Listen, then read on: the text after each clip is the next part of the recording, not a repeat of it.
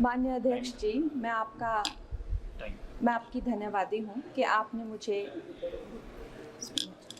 आपने मुझे railways amendment bill 2024 पर अपने विचार रखने का मौका दिया। माननीय रेल मंत्री श्री अश्विनी वैष्णव जी द्वारा प्रस्तावित इस बिल का मैं स्वागत करती हूँ। जैसे कि हमारे प्रधानमंत्री श्री नरेंद्र मोदी जी हमेशा ही कहते हैं कि सरकार का काम होना चाहिए जो लोगों के जीवन में सरलता लाए, चाहे वो लॉज हो, ब्यूरोक्रेसी हो या सरकार के दफ्तर हो, उनके लिए वो एक्सेसिबल होने चाहिए और उनके लिए जो है वो किसी तरह का स्ट्रेस जनरेट ना करें और इजीली अवेलेबल होने चाहिए।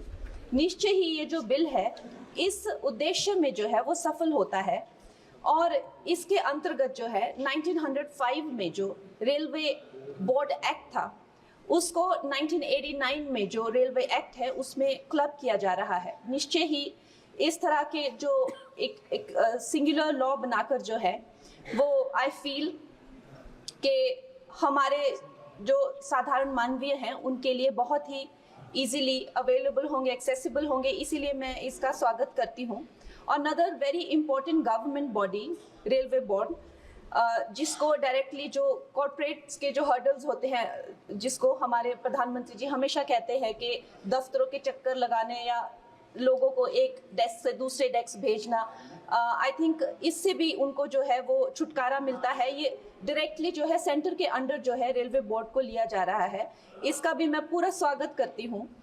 और उसके साथ ही वंदे भारत की जो हमारी जो ट्रेन्स हैं वो हमारे लिए आत्मनिर्भर भारत आधुनिकीकरण का एक बहुत बड़ा, एक प्रभावशाली उदाहरण, एक चिन्ह बनकर आई हैं सामने। और जब 68 वंदे भारत जो है भारत को दी गई थी तो उसमें से एक वंदे भारत हमारे हिमाचल जैसे छोटे से प्रदेश को भी दी गई थी, ऊना शहर में।